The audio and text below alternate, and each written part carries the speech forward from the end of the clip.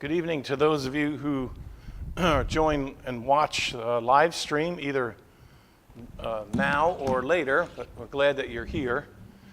Took me a little while. Everybody, when they shut off the computer for the live stream, leaves it differently. And so this time somebody had turned it off cold, so it took a while to get it back up. But it's up and it's running, and here we are. I don't know if we'll be joined by anybody else, Barbara, or not. It may just be you and me tonight. Okay. Whatever. So I think we are at 15, aren't we? 17. Oh, wow. Did we do that? My, how time flies. Oh, yeah, right. I've got it marked. Okay, 17. I know. We kept reading on because we were looking for something inspiring.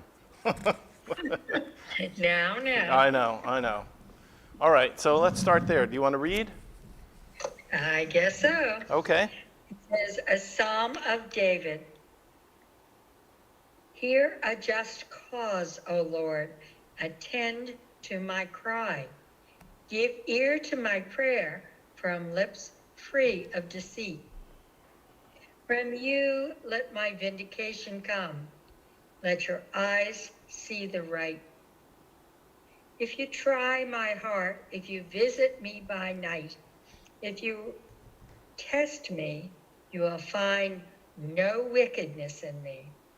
My mouth does not transgress. As for what others, as for what others do, by the word of your lips, I have avoided the ways of the violent. My steps have held fast to your paths. My feet have not slipped. I call upon you, for you will answer me, O God. Incline your ear to me. Hear my words. Wondrously show your steadfast love, O Savior of those who seek refuge from their adversaries at your right hand. Guard me as the apple of the eye. Hide me in the shadow of your wings. From the wicked you despoil me, my deadly enemies who surround me. They close their hearts to pity. With their mouths they speak arrogantly. They track me down. Now they surround me. They set their eyes to cast me to the ground. They are like a lion eager to tear, like a young lion lurking in ambush. Rise up, our Lord, confront them, overthrow them.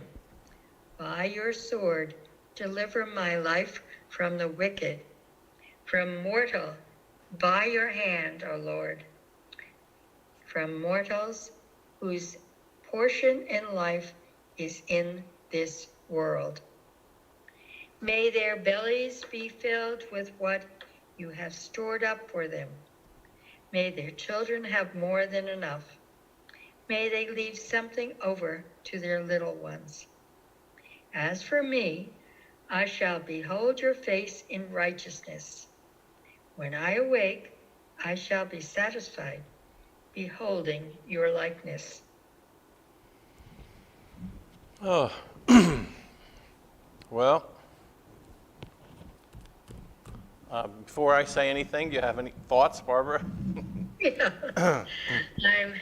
I keep thinking of the words that was Elder Mason spoke a couple of weeks ago. Yes. About show your face, but don't use words. Yeah. And I'm thinking David's words and his actions don't quite come together to me. No, they don't. I marked the commentator that I read for these psalms to help me get into the ones that seem like hard shell walnuts to try to crack open, because on the surface of them, I hear a person who believes his own greatness and his own innocence in all of his life. There's not a flaw he's willing to point to. And then he sees what he perceives as his enemies, surrounding him to do him harm, and he prays that the harm they want to do to him will happen to them. With all of its violence and all of the, I don't know, all of the graphicness of it. And then he closes it out by then pleading that when he awakes in the morning, he'll find that he's been delivered, and that those people that were after him had been destroyed. I think this is one of the places where it's important to remember that these psalms are not necessarily written by David. It's a psalm of David, but I think here the writer is imagining for themselves, either as a contemporary of David or later on having heard the story of David, who was hunted down and was pursued by a powerful army of Saul, and that the struggle for who was going to be God's chosen was in full view of everyone. And so it's almost like here is an imagined prayer that David might have prayed, but I can't quite see the idea that David somehow in this time of fleeing thought that he was perfect. There's no, I mean, in the record of King David, that's not how he saw himself. You know, he was aware that the struggle between him and Saul was one of, I don't know, it's like almost inevitable. David was winning battles all over the place. Saul was jealous of him. Jonathan was like the intermediary between the two of them. But one commentator suggests that you have to, I don't know, what did he say? That you have to listen to this as it is a reflection of a person, of an innocent person, and I don't mean innocent of everything, but an innocent person who is under extreme pressure. Like really extreme pressure. Their life is at stake. And in that setting, this person is being charged with unjust charges, and they didn't commit the crime that they're being pursued for. And in this case, again, the writer, the commentator recommends that you should see his words for the destruction of his enemies should be interpreted metaphorically rather than literally. Now, I don't know exactly where you get the license to do that, but I understand what the commentator is trying to say, and that is, we give the guy, the writer here, reflector, we give him a break, because who knows how we would be if we were under threat of our lives, and if we were being pursued, and we saw the enemy as so much larger than us, and hell-bent on destroying us. We might say similar prayers to this as well, just coming out of our desperation. What I don't understand in 14, it starts out about 13 says, deliver from the wicked. Then it says, from mortals by your hand, O Lord, from mortals whose portion in life is in the world, may their bellies be filled with what you have stored up for them. May their children have more than enough. May they leave something over to their little ones. So first he starts out about destroying them, but when you're talking about their bellies be filled, their children have more than enough, that's saying they should have everything good. I was going to look at the translation in I've got several translations, and I think the confusion comes from, let's see, there's a but in the middle there. The two phrases of the ones that they once dead and the ones who we stand by their oath and do not. Let's see. Oh, that's 15. I jumped ahead. Wait. No, we're in 17, right? Yeah. I'm going to look at this because I saw this the last time I was here. Let's see.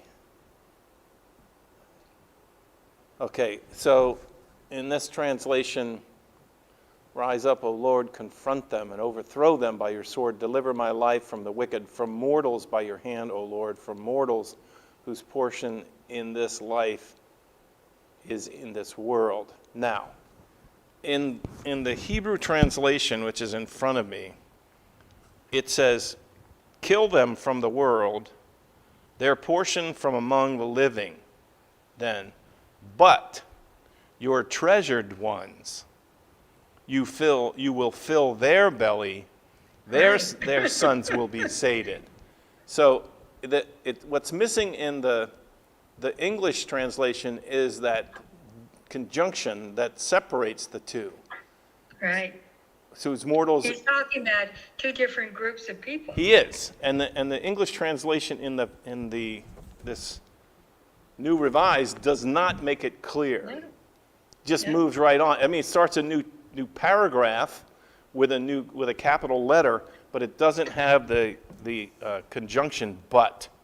And in this, which is a less smooth translation, but puts more of the actual words in there, but your treasured ones, Right. you will fill their belly.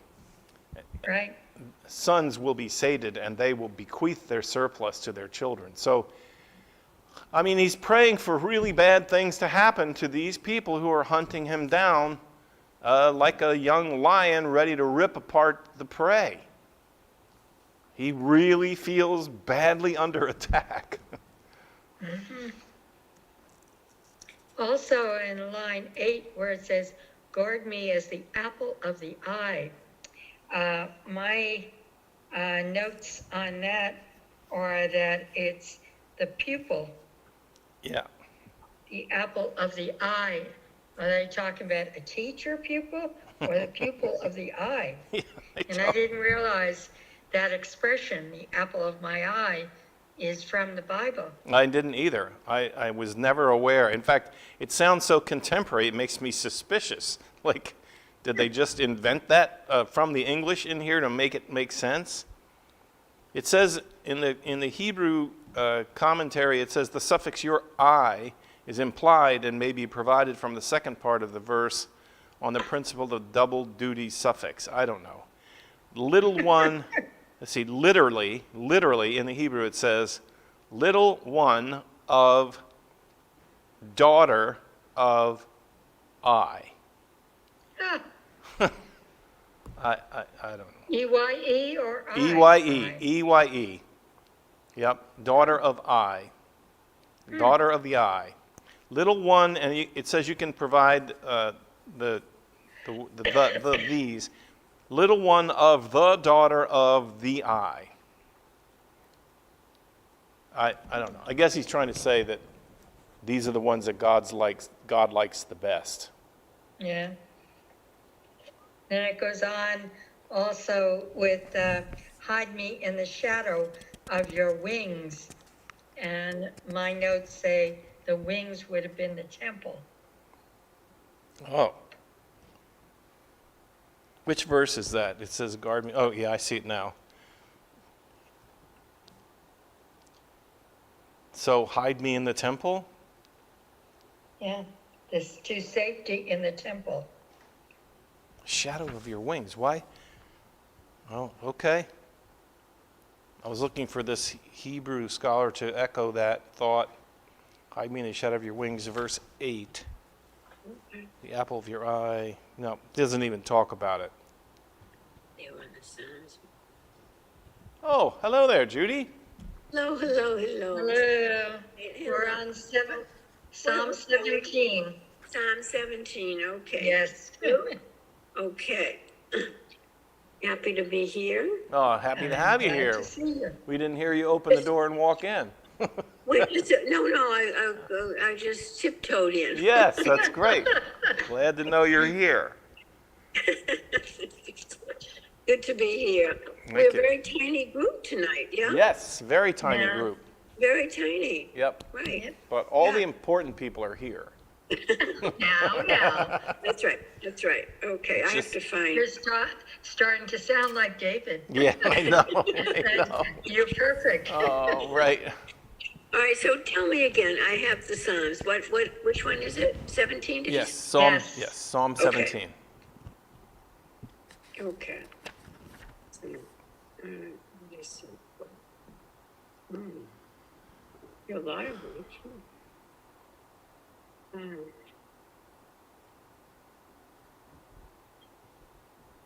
So, again, going back to trying to stay on broad themes instead of getting buried in what I don't know. If I was sitting around a table, in a dining room table with just some friends who weren't necessarily church people and didn't feel any reverence for the Bible, and we read these words, I think the discussion would be about how arrogant the writer is. And that's troublesome for me. I understand when you feel like the Lord of the universe is on your side and loves you and cares for you, that somehow you can, I don't know, it happens. You get that blown out of perspective and you start to think that you are more important than other people in the world. And how is that not?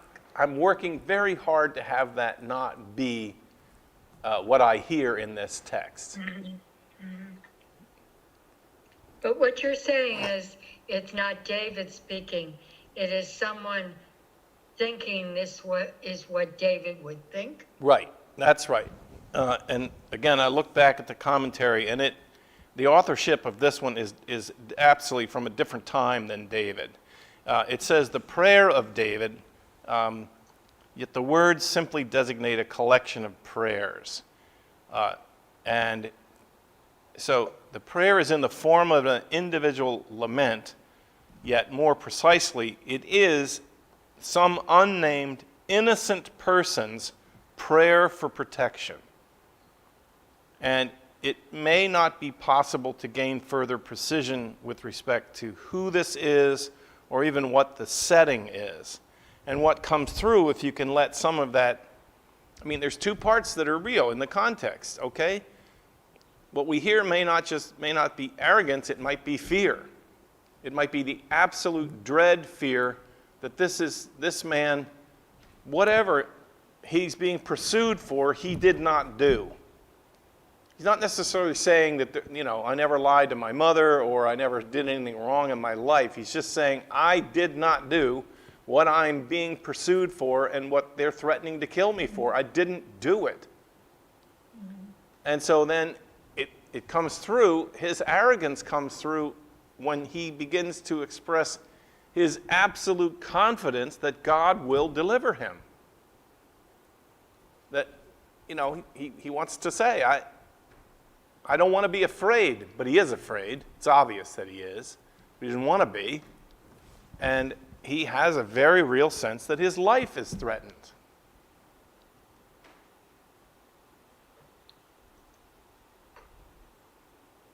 I don't know, when you're in danger, does it give you license to be arrogant in your faith? Okay. Well, is it possible to be afraid without having a scapegoat or someone to be afraid of? I guess I am having difficulty with, why can't you just say, God help me? Why do you have to say and zap the other guy and get rid of them? And again, the Hebrew commentator says that this form of the prayer finds its sort of narrative expression in the story of the Exodus. So if you go back to Moses and Egypt, you have this master story of the children of Abraham and Sarah, through circumstances beyond their control, found favor in Egypt and then became disfavored, and they were badly treated, and they were crying out for help. The suffering they were under was bad, and they cried out for help, and God delivered them. Moses comes along and delivers them. But notice in that style of God's deliverance, there's a lot of suffering from the other side. The Egyptians are cast into the sea and drown. Pharaoh's oldest child, it dies in the night with the hand of the death angel. And there's a lot of children that die. All the firstborn children of Egypt die because of the stubbornness of Pharaoh's heart. And so what the commentator is saying is there's a style of prayer that says, I'm in trouble, I'm not guilty, I'm innocent, I'm not asking just for mercy, I'm saying I'm wrongly accused, and then it moves on to at least a metaphorical plea that the end of my suffering would be if you would destroy the people who are pursuing me. Just destroy them. Because if the Egyptians hadn't been destroyed, then the Hebrews would have never found freedom. And so the logic here in this reflection is, I am calling out to God. So I'll read this sentence to you. From this memory of the Exodus arose both the psalmist's confidence that God would answer his prayer, and also from the Exodus comes the request that God deliver him from his assailants in a, quote, personal exodus. And that deliverance, he's not vague about it, that deliverance is to destroy these people who are pursuing him.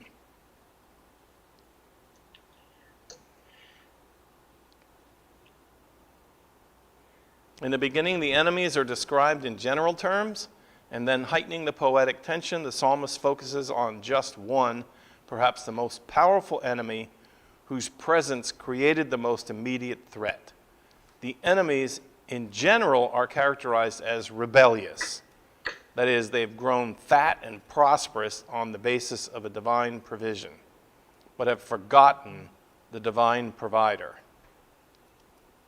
And then in their forgetful state, they've attacked the Lord's faithful servant.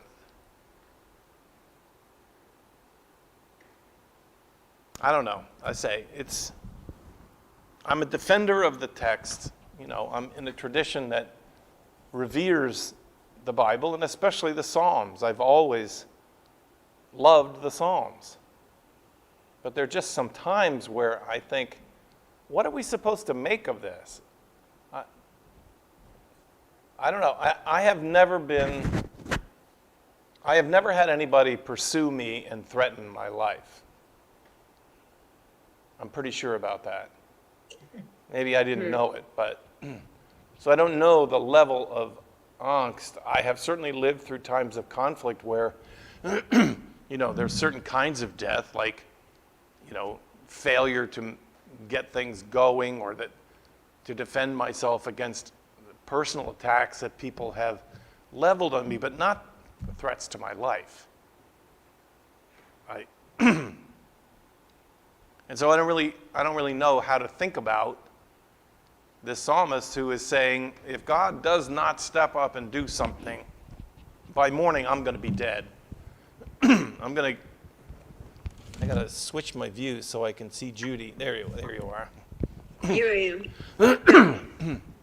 Yeah. Mm-hmm. I mean, I'm proud of the psalmist because he obviously has faith in God, right? I mean, he has faith in God. And I like to use the switch and say trust. So he trusts God in this moment of struggle that he's living through. But his trust moves into, and I also am trusting that God is going to absolutely annihilate the people that are after me.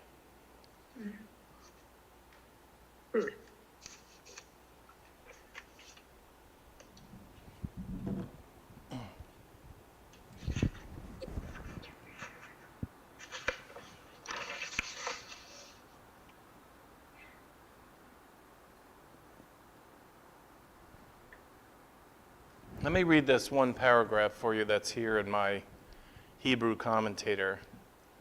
One of the most significant aspects of this finely proportioned psalm is the way in which it gives expression to covenant theology.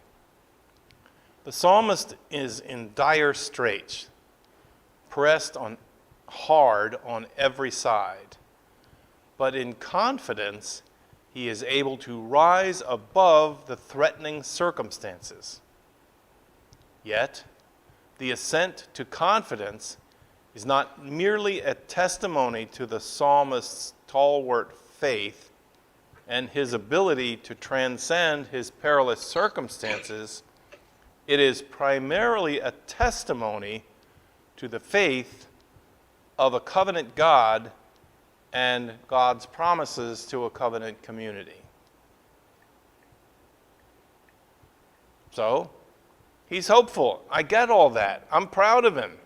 I'm very proud of him that he's so confident and hopeful that God is going to value his life and God is going to save him. Now, let me throw in my usual monkey wrench in that, and that is, it doesn't always happen that when you put your trust in God, that God will deliver you, that deliverance comes in the form of saving your life. That's not how it works. It's not a magic formula that throws a covenant or an umbrella of protection over your life so that when people are pursuing you, you pray a prayer and you're sure that God is going to save you, that means that you're going to be rescued.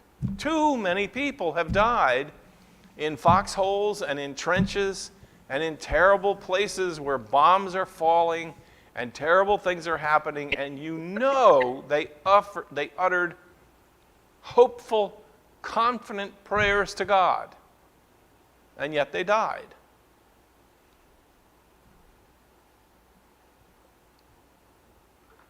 You hear what I'm saying? So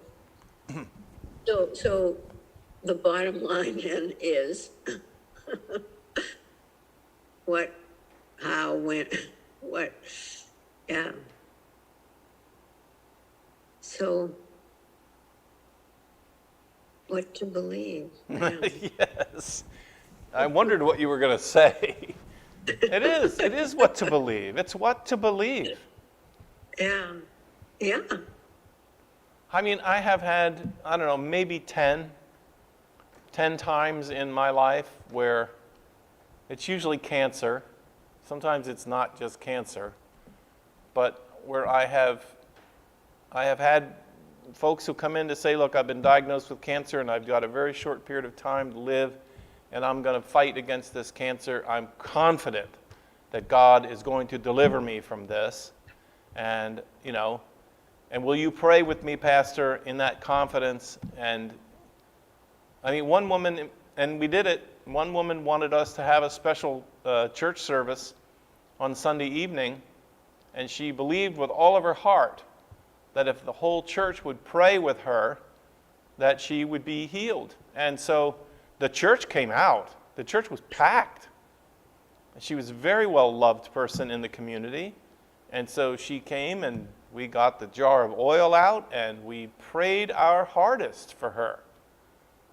And I don't know what hope and faith is in that setting. Is it you see these movies with the seance, right, where everybody's around the table and their hands on the table, and then the intermediary says, now we have to all believe. If we don't all believe, we won't be able to access the spirits. I mean, is it like that? Was there somebody in the room who really didn't believe? Was there somebody who had doubts, and then that caused that person just 6 weeks after that prayer service to die? Did God deliver her? Were her prayers not genuine enough? Or maybe it doesn't apply to illness. Maybe it's only enemies. maybe it's only when maybe it's just when people have weapons and they're coming after you with weapons, that you believe and you trust God and boom, problem solved. And in this case, the prayers go so far as to say, turn the inside of my enemies inside out physically. Let them be dead and murdered. Would you read this psalm to your child?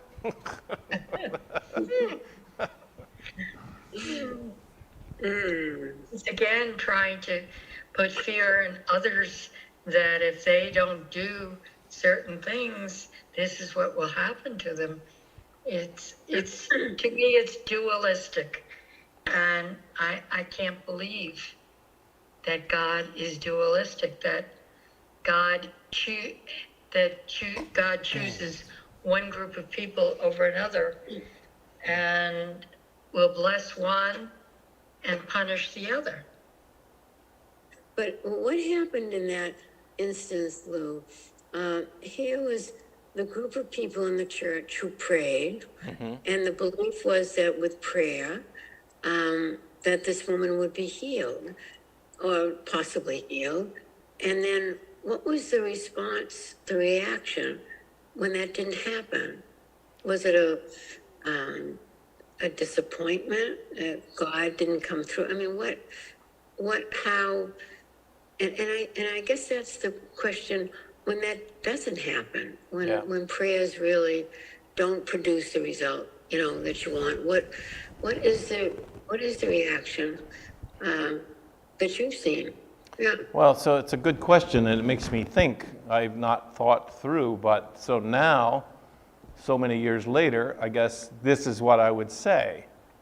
The request for prayer went out through the church. It was a big congregation. It was a beautiful service of prayer. There was some crying, some singing, expressions of faith, words of absolute confidence. And so that feels to me like, okay, there was a big to-do around the prayer for healing. And I don't mean it in any way disingenuous. It was a big to-do. But when the news of the progress of her cancer began to spread in the church, it got silent. It went from a big deal to people not really talking about it anymore, because what are you going to say? We had faith, we gathered, we came, we trusted God. I don't know, and there's lots of people who like to quote individual portions of the Bible that say, if you have faith the size of a mustard seed, you can move a mountain. So, if you genuinely have faith, C.S. Lewis, in one of his books, said sometimes his solutions to big problems are kind of profound. He says, you should never pray for the direct healing of someone unless you have the faith to believe it's going to happen. And so what he says is he believed that it was possible that God would give enough faith that a person could pray for the deliverance, and that because of their praying, the deliverance would happen. But he cautioned, you probably shouldn't ever really pray that way. You should more likely pray, Lord, let your will be done. And we'll accept it. We'll accept whatever you bring here. That's very different. So indeed, you're not really praying for the healing of the person, but you're praying for God's will to be done, which is very different, right? Yes. Yeah. And that makes it more acceptable after you finish the prayer. I mean, I read someone recently, and I can't remember who it was, talking about the difference between curing and healing. And curing would be that the cancer would be gone, but healing to me would be the acceptance that this is how your life will end. Yeah. So it's really all about acceptance of this is your time. Okay, I want to agree with you, but now I want to come back to this psalm because I want to say, in this psalm, I don't hear any of faith as acceptance. This guy is saying, God, you know me, you love me, I'm a member of the covenant community, I'm about to be hacked in pieces, and I am confident that you are going to deliver me.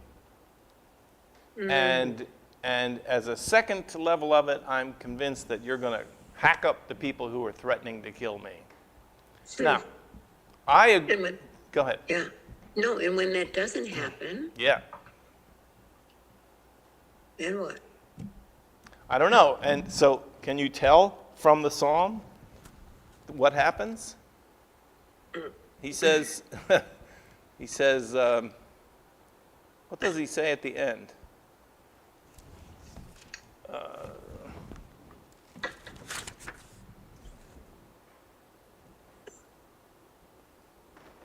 May their bellies be filled with what you have stored up for them. May their children have more than enough. May they leave something over. As for me, I shall behold your face in righteousness. And when I awake, I shall be satisfied beholding your likeness. Now, I don't know. Maybe that's a version of, Lord, whatever, your will be done. You know? Maybe there's room for that to be, when I awaken, I will behold your likeness. I will see you face to face. But it doesn't say when I awaken, all these things I prayed for will have happened. I mean, I guess if he awakens, that's that's one thing. I always think of someone who thinks they'll behold God's face would be at the end of their life. Yeah, that's what I was thinking. Is it maybe like is Then he it's okay. is he accepting the fate? Then I guess you can accept if you feel that that will be the case. Yeah, and do you think we ever? I don't know. Do we ever? Are we ever allowed to call upon God to say, look, maybe not even just for ourselves personally, but maybe for a cause bigger than ourselves, to simply say, God, no, I want you to deliver. I want you to come through on this. And pray, not I'll accept it if you don't, but a more, I don't know. You know, I've run into people as a pastor who have prayed and prayed and prayed for a certain outcome, especially again in health issues. And then when the person dies, you know, I go and I'm there to hear a person's reflections, and they say, God let me down. You know, I can't accept this. I can't. Now maybe life will bring them around to where we say, look, you know, we're all going to die. But I think especially if situations I've known where a parent is praying for the life of their child, you know, that's brutal, you know. And, you know, I have never heard a parent in that situation pray the prayer that says, well, Lord, if it's your will. Right. Yeah, sure not. Right. No, I don't hear that. I hear a pleading and a desperation similar to what I hear in the words of this psalmist, which is, you've got to come through for me, God. You've just got to.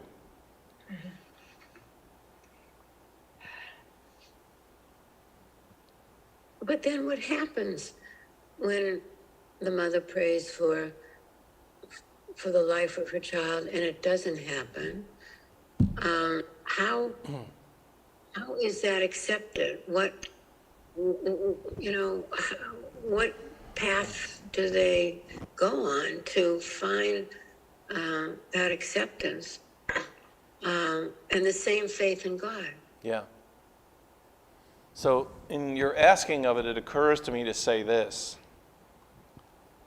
It's not just, so they pray desperately, making all the bargains they can with God, you know, take me, don't take my child, all the things that they can possibly pray, and then the child dies. Yeah. So what I have seen, I'll now describe as a complete molecular restructuring of that person, meaning they gave everything. They gave everything in the pleading for deliverance for the child. And when the child died, their mind, and I would say this is the closest I come to seeing grace in action. That literally, by God's grace, they're not destined to a life of gloom and despair and hatred and hopelessness, but that somehow their thoughts and their minds are restructured. Different things occur. Sometimes it comes through the comfort of family and friends in a funeral. People who drawing so close together that the overwhelming presence of love and promise of support actually heals the person in their grief and gives them a chance to say, look, this was not what I wanted. This was not anything that I ever wanted to have happen. But by God's grace, I will go on. I will pursue still a faith in God with a promise that when I see Jesus, he's got some explaining to do. You know, that kind of thing. But something that literally puts them back on the path road of hope. And a lot of that is characterized by when you suddenly realize that all the praying in the world from the most faithful people of the world is not going to stop this child from dying. Then you are faced with acceptance. And that's the restructuring. That's the remaking of the person. And is that,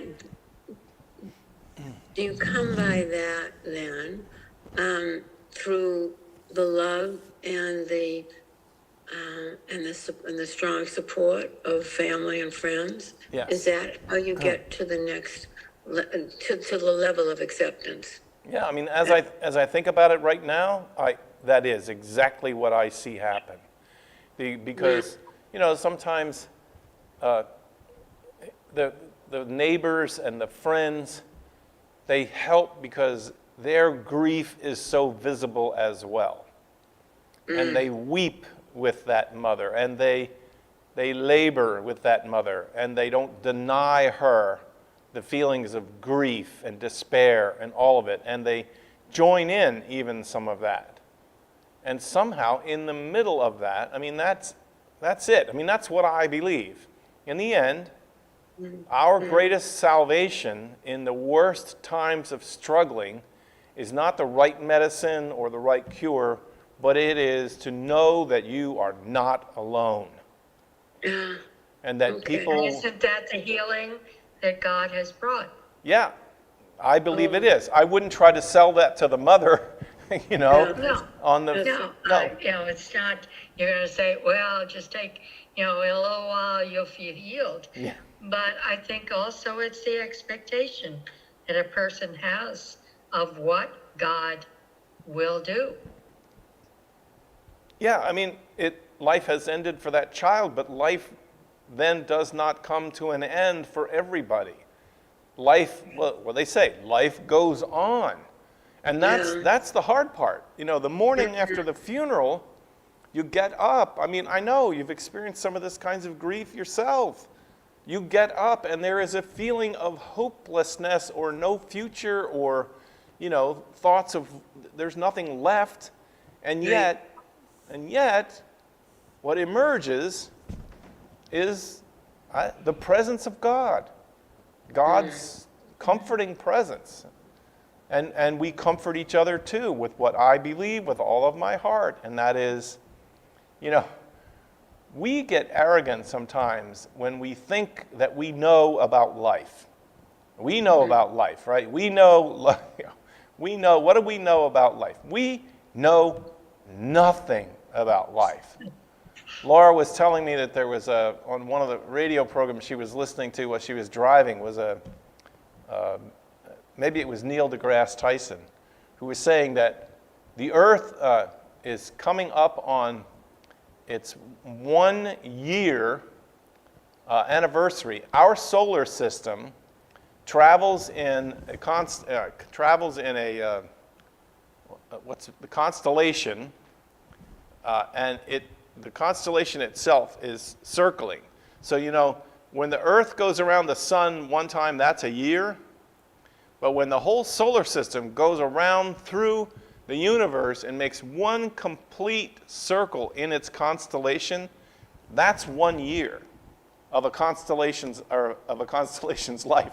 So basically what this guy is saying is that the Earth in its position in its solar system has now made one full revolution in the last, I don't know how many years, and the scientists are saying the last time it was in this position was when the dinosaurs were just beginning to roam the Earth.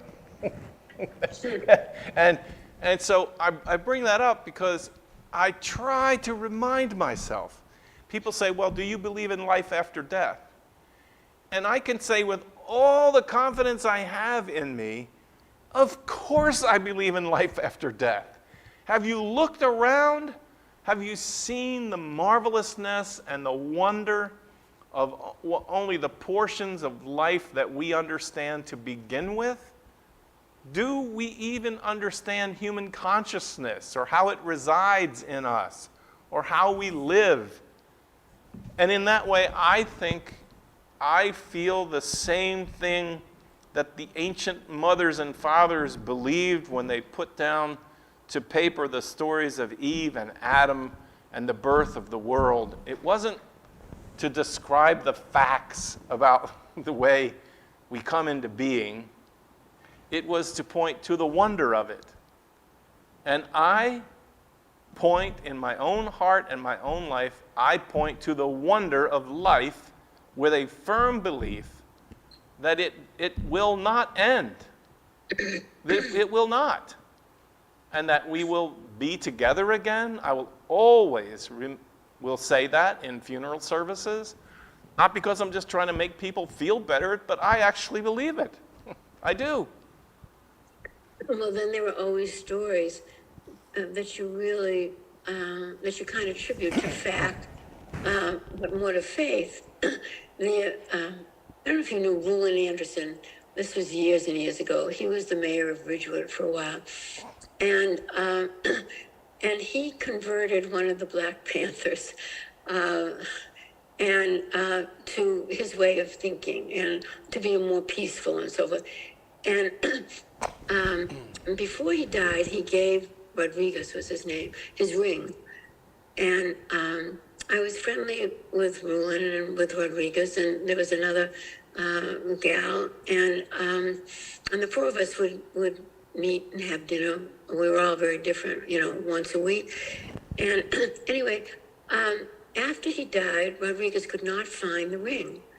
And then he said it was a few days later that he had a dream. And Rulon said, Demkoff, go into the car, and under the cushion, you can find my ring. And Rodriguez did. The next morning, he went into the car and he looked under the cushion, and the ring was there. So, when you hear stories like that, then the idea of something after life, sounds reasonable. Yeah. I mean, yeah. And there are many stories like that, I know. Yeah. And I listen to stories like that and I go, okay, how far is it going to go? How far is it going to go? And I get to a point where I go, okay, nope, I don't believe that. I don't accept that. But that story that you told about going to sleep and having a dream that says, go get the ring where it is, yeah. I believe it. I think it happens. I think it does happen. And what does it mean? I don't know. It can be a little bit of an assurance. I was talking on Sunday as we were leaving church, and it's the truth. I mean, my dad's been gone now for 2 years, my mother for 2.5 years, and I said, I forget what the context was, and I said, I'm beginning more and more to understand why the Hebrew people, the age and the context of the Psalter, believed that life comes back to us through our progeny, through our children. We live on through our children. And I said, I'm not saying that's what I believe, but I'm saying I understand why they said it. because I get up in the morning sometimes, and I'm trying to get ready to go out to go to work, and I look in the mirror and I see my Father. I don't see him in some mystical thing. I look in my own face, and I see his face looking back at me.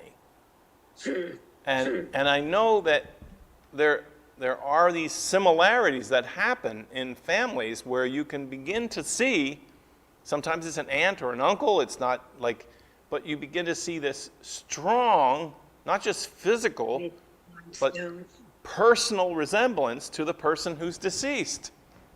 And I go, well, maybe that's a part of the story too.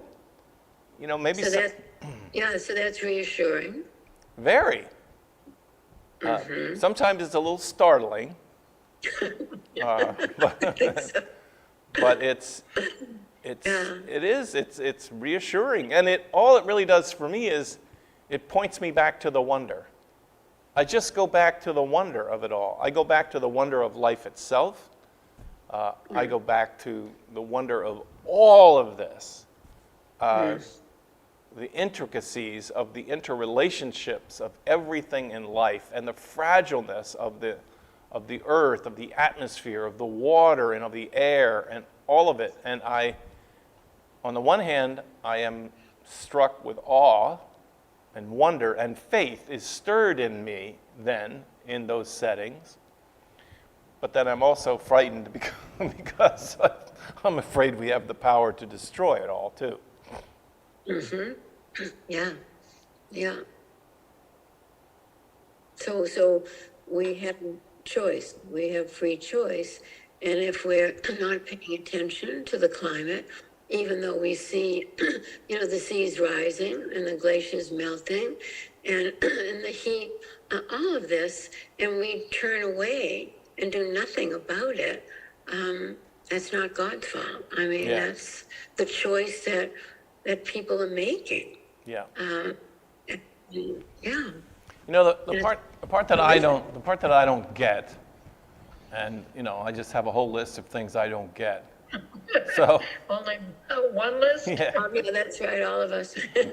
So I don't get it. Why does it have to be that the Earth's population, climate is changing, and I do believe, one of the big questions is, are human beings causing the climate to change? I believe we are. Yeah. But why is it that the people who seem to be the doers and the shakers of the climate change are not the ones who are going to suffer first from the biggest climate changes? I think about people in the Sahara, the spreading of the desert and the wiping out of populations, and poor people who live in low-lying areas like Louisiana, where the rising of water, where I live right now, the seas could rise. The seas could rise quite a bit, and I won't be affected. But there are people who live in that margin. Their whole lives are lived around the world, around the globe. They live in the margins of those places where these effects are going to spill out. And here's my thing. My observation is it's the poor that are going to be affected the most. Of course. It always is with everything. Whatever we do affects the poor the most.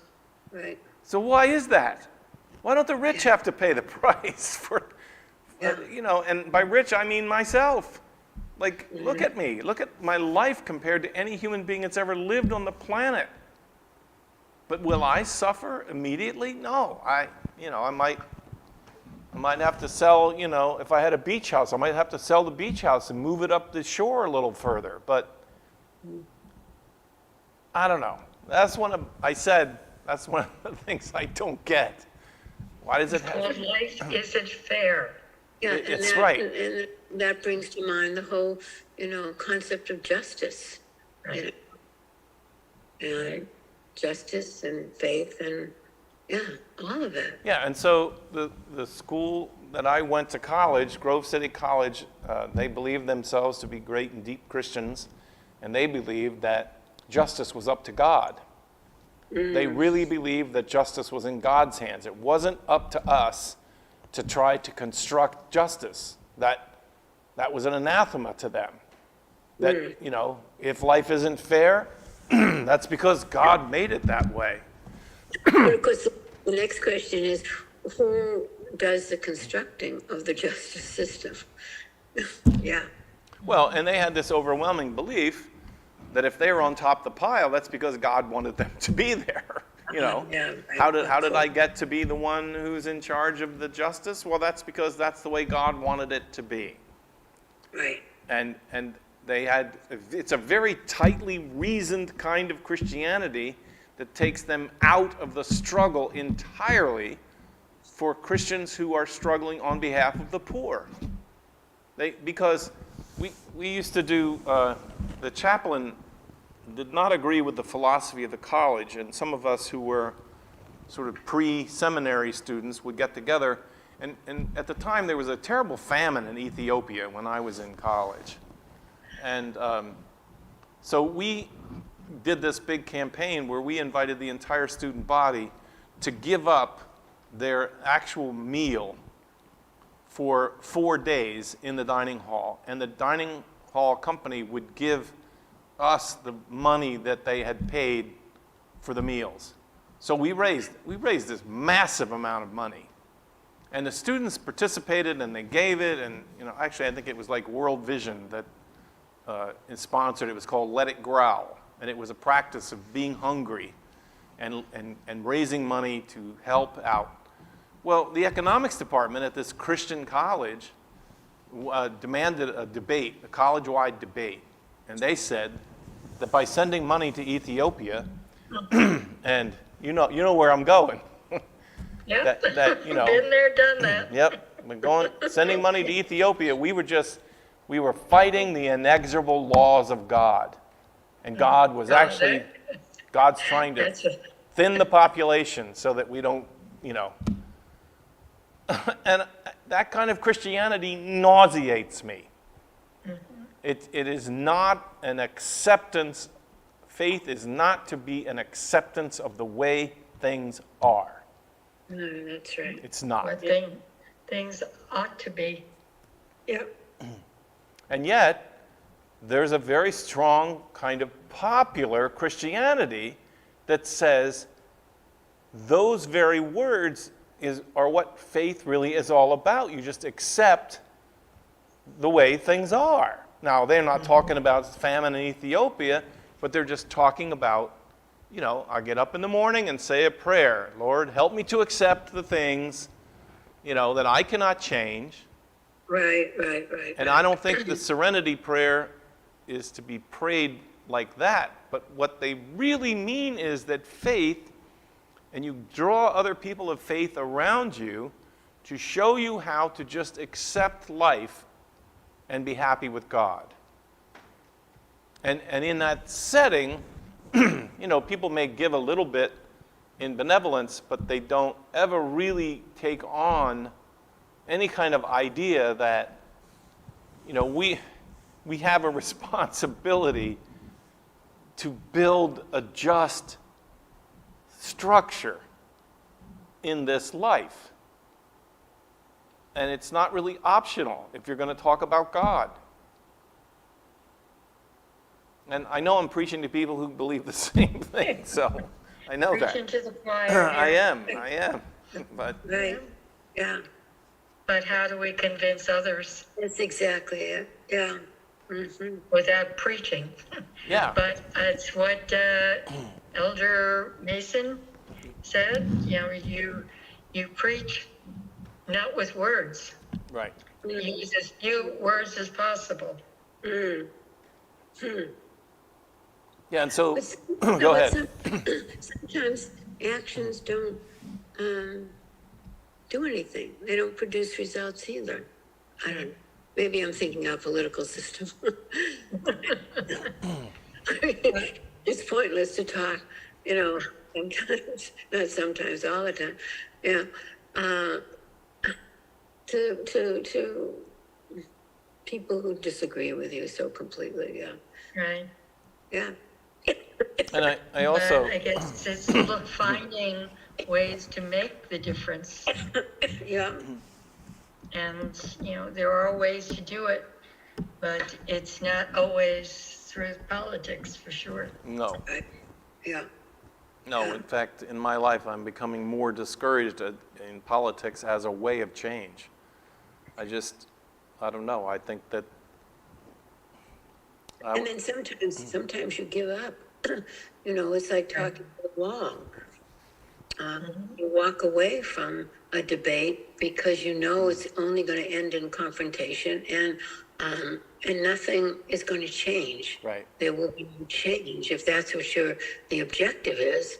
To try to change somebody's point of view, or at least open up the doors to thinking differently. And then when you see that that's not the case, what to do. It's the same in religion too. Yeah. I mean, when do you stop trying, I guess yeah, that's the question. Or do you stop trying? I mean, yeah, So much, I think, changes when the person has an individual circumstance that they encounter.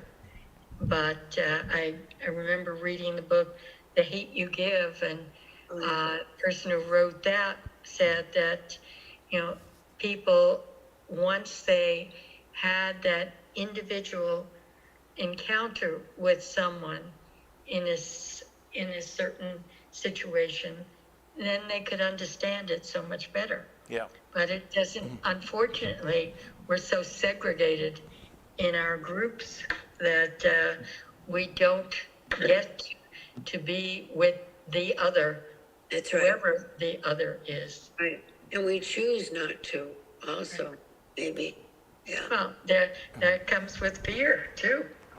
Yeah. Fear of the other is very great. Right. That's right. Yeah.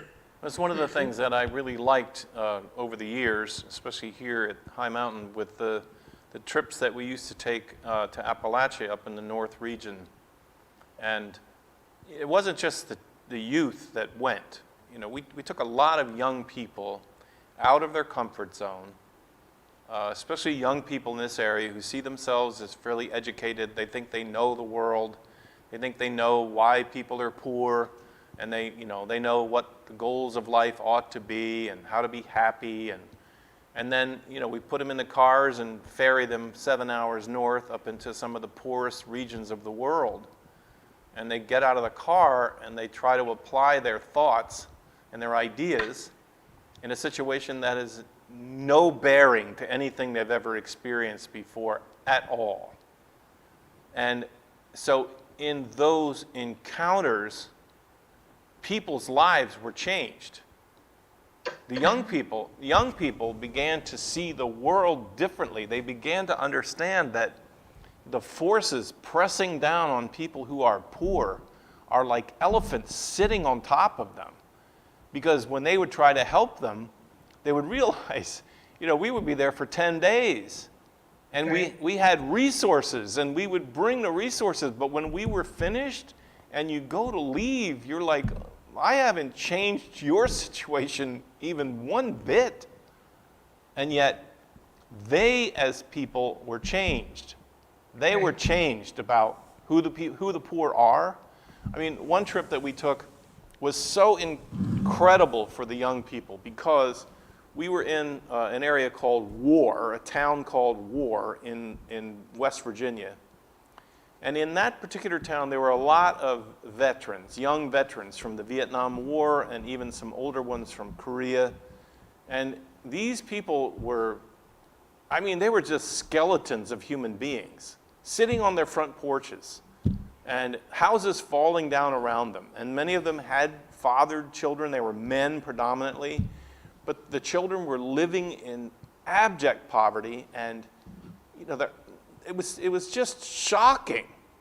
And then so you start out and you're judgmental and you go, oh, what terrible men these are. And then you begin to talk with them about their story and begin to realize, and it wasn't just an isolated situation, but you'd find these men who had pain. They had a lot of pain, sometimes physical pain from injury in the war. And the doctors rare doctors, first of all, there aren't enough of them, did not have time to really see these people as patients, and so they just gave them narcotics. They just, I mean, there were so many drugs available in the culture for just killing pain that it annihilated whole towns and villages, and people just sitting around unable to do anything. And these young people in conversations, they met very nice people, warm and conversational and hospitable people. But as they learned about their life and they learned about the circumstances that they were living with and the solutions that had been thrown at them, I mean, it's not a hopelessness, but it's like, at least thank God they've stopped blaming the poor for being poor. Mm-hmm. And are willing to see that there are all kinds of causes for why certain patterns develop among the poor. And I think that Habitat does a great job of getting at some of that, because they go into communities where hopelessness reigns, in the endless cycle of poverty they talk about. But, there are things that can actually break that cycle. Mm-hmm. And owning a home, helping to build a home, helping to have self-esteem that comes back to you regardless of how you got where you are. These are the kinds of things that actually look at the cause of suffering and then also see how we have a hand in continuing to make it. Like, we're not just the solution. Sometimes we are the source of it. Right. Now, I was going to say before I started preaching, was the interesting thing was the young people were like sponges. They just absorbed the learning. And I talked to them today, still, these people, they are different people. You know who didn't change their points of view? The adults who went as the chaperones. Mm-hmm. Mm-hmm. And now, mostly the adults from the church were already open and very much in agreement, but I'm talking about the adults who were that parent who volunteers to come along. And they come out of a very different life, and they're not young anymore, and they're adults, and they have all of their ideas about the world all neatly arranged. But I'm always hopeful that it might not have changed then, but just like as a teacher, I always felt, well, I might not have made a difference today, but maybe a light will come upon them at some point, and they'll think about it. I love that you said that, because that is exactly what happens to me. Because sometimes I do a roll call of the people who are the hardest, to deal with, and I just say a little prayer. It's like they say in AA and in recovery, you don't always see the recovery take root, but you can always remember that a person who started in recovery now has a poison seed in their stomach. And so the drinking and the drugging will never, ever be as comforting and as enjoyable as it used to be, because you've seen it differently. And that's how I think about these people. They will not forget the experiences that they had, as defended as they were, and as hostile as this one guy in particular was. But I know that part of the reason his hostility came out was because we were touching a nerve. We were hitting a structural beam in his life. And I'm sure that he thinks about it, at least I pray he thinks about it as much as I think about him. Going back to the mustard seed. Yes, exactly. The belief that it can. And I think so many times, because you say preaching, but I think hopefully informing people is so important. I remember one time, because there was a time when we had sheltered homeless people at the church. Used to be for a month, once a week, and they would arrive, and people for some reason would be around, and they say, well, did you bring these people from New York? And I'd say, no, they came from Hackensack, but some of them are your neighbors. And, people don't realize that it's an issue not just in urban areas, but it's an issue for a lot of people. I mean, one of the people that stayed, I lived, his family was from Oakland, and I knew his mother. But, they are human beings. And all of a sudden, people hopefully don't see them as the other. Yeah, and it's, unless you've lived it, it's scary to think of what happens when you lose a home. You get knocked off the ladder of life. And I used to feel the same way about, some people who are struggling, lose their job, and then the very next thing they do is lose their car. If you lose a car in this culture, Right. you're trying to run a marathon with no legs. I mean, Right.